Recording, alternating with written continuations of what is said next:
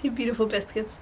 So how can we have self-care for ourselves even in a crazy recession with insane inflation where everything just costs so much and it's so hard to just pinch ahead financially? So I have really been working on doing a little bit better self-care this summer because you biscuits know that like all of June I was having that terrible asthma flare up. Maybe it started at the end of May even. And I'm finally kind of slowly recovering. I'm not all the way there yet. So I've been trying to be gentle on myself and focus on self-care. The first thing I did, and this is so funny. Oh, biscuits. Bada boom. The first thing I did is I went out and I bought myself some nice sheet sets. I bought two, cute little sheets. And they weren't like fancy sheets. I didn't go and buy like amazing thread counts. I just went out and I actually went to Home Goods and I bought some prints that I really thought would make me happy. And I've been buying like my sheets at Costco, great prices, nothing against Costco sheets, I'm not dissing them, but I really wanted like a particular floral kind of pattern and they didn't have it really since my daughter's been born, because babies are so messy on sheets. You know, when they're like newborns, they're having blowouts and spit ups and stuff, and I just hadn't, even though she's a toddler now, she's 2, I hadn't bought myself nice new sheets, and it made me so happy. Like, I tucked into bed last night and I have my little floral sheets and my little floral pillows, and it just made me so happy that I went out and did a little self-care shopping on a simple item that I use for hours every day. Think about it. You're in your bed for hours. For me, I'm in my bed at bedtime, and then at nap time, I'm generally laying in my bed getting my daughter to take her nap. And so I spend a lot of time in my bed, and I was like, why am I not spending more time on my self-care? In fact, I will admit to something that's a little embarrassing, but I don't have a bed frame. I moved in here to my current residence end of October last year, and I bought a new mattress because I hadn't bought a new mattress since my son was born. And I bought a king size bed. It was great. It's awesome because my kids love to pile into bed with us, and like it's nice to have space for me. And I didn't buy a bed frame because like everything that I liked, it was taking like 9 months to get delivered. It was just crazy. So I didn't, and it cost a lot, and I was having moving expenses. So I just bought like a mattress and then like a metal, not even a bed frame, but like a metal mattress support kind of thing. And I have not bought a bed yet because I can't find anything I like. I have legitimately looked everywhere, and anything that I like is so much more than I want to be spending right now on a bed frame that it's crazy. I just can't find anything I like. And so this has worked perfectly fine. And it occurred to me when I was buying these bed sheets and focusing on a little bit of more self-care for me personally, like actual self-care that brings me joy. Why am I not making my bedroom more of a sanctuary? I focus so much on making my home office and my photo studio these beautiful sanctuaries of, you know, cozy hygge love, so that it's really a creative space.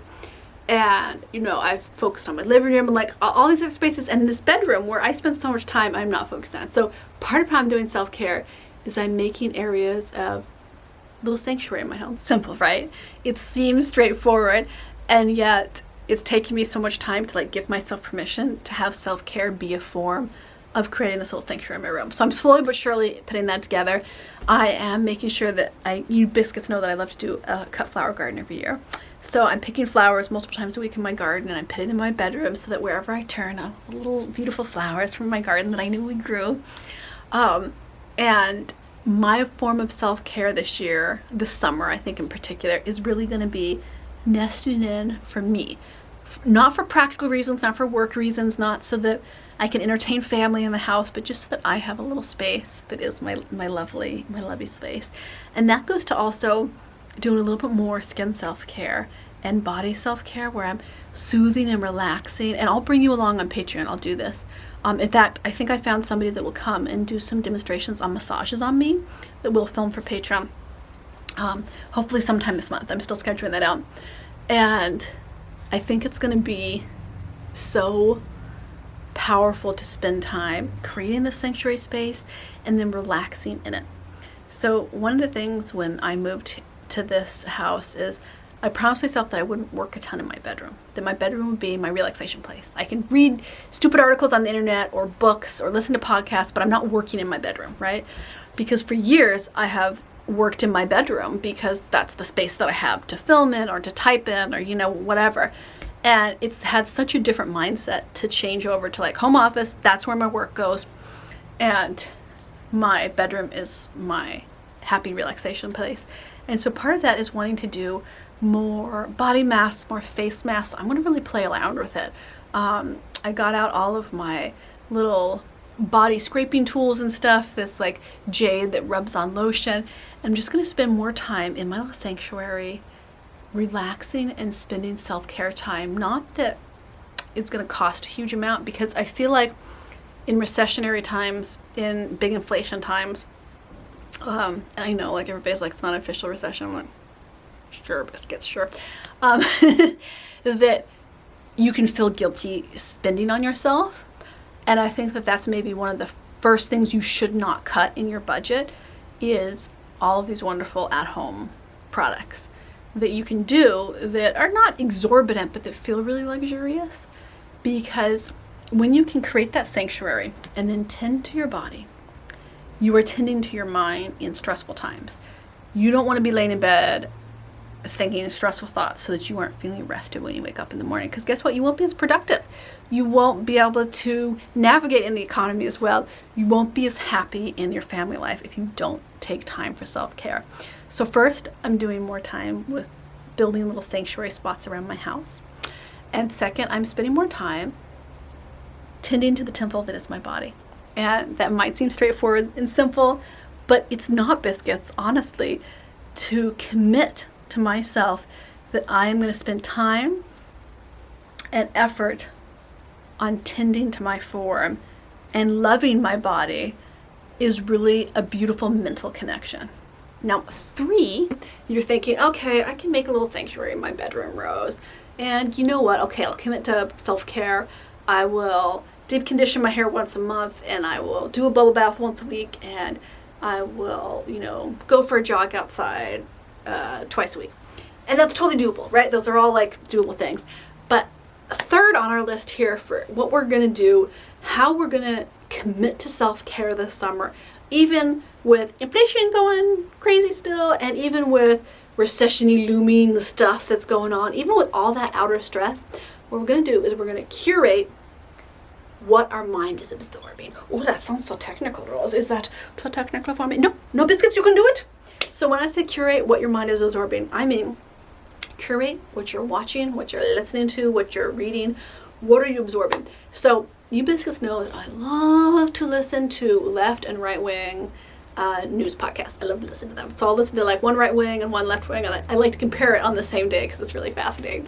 And I've had to be good and cut back on that a little bit, because what I realized was, and I know this already, but knowing it and living it are two different things. We are the reality that we create, that we manifest with our thoughts and our actions and our subconscious. And it's great fun to listen to all that news and stuff, but what I want to surround myself with is I want to romanticize my life this summer. And I don't mean that in some kind of like fantasy way, but I want to see the romance and the love and the hygge and that cozy comfort of ease in life by romanticizing my life this summer. And that includes, wearing some more frills.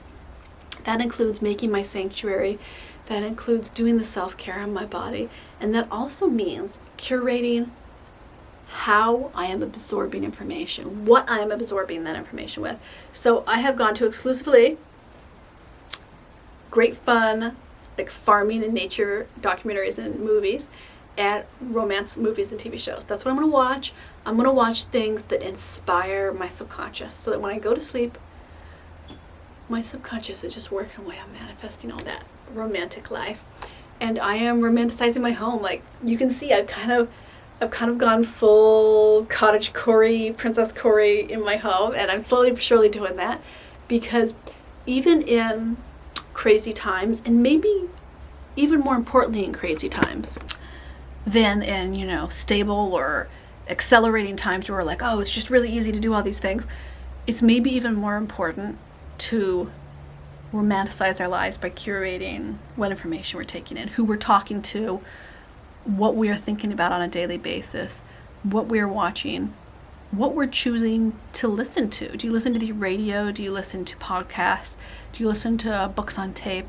What are you absorbing in through your mind that is affecting your whole life? And I think in really times of conflict, especially in the US here, it's very easy to be polarized by what we're consuming. So instead of doing that, let's consume things that actually help us consciously and subconsciously romanticize our lives, that make it easier to create our sanctuaries and to enjoy them, and that make it easier to really tend to our hearts and bodies, right?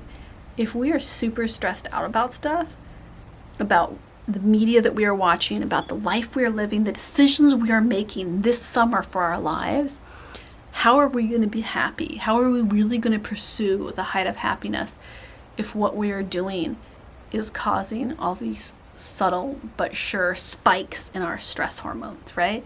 We want to be mellow and soothing and comforting, and that is such a goal of mine this summer. So I hope you'll join me. I hope you would drop in the comments for other biscuits. What is something you're doing this summer in particular that you find calming and really a form of self-care? And self-care takes so many different forms. I'm really giving you 3 very basic actionable things that are great for self-care, but there's so many different ones. So feel free, tell me, what do you think would be the best idea for your self-care? I'm going to see you over on Patreon, where all month is our Primal, getting back to that ancestral self-care. Come play, come have fun, come slap on your best burlesque outfit, get a sheet mask with me, and let's do head to toe Primal self-care over on Patreon. I'm going to see you over there, biscuits. I love y'all.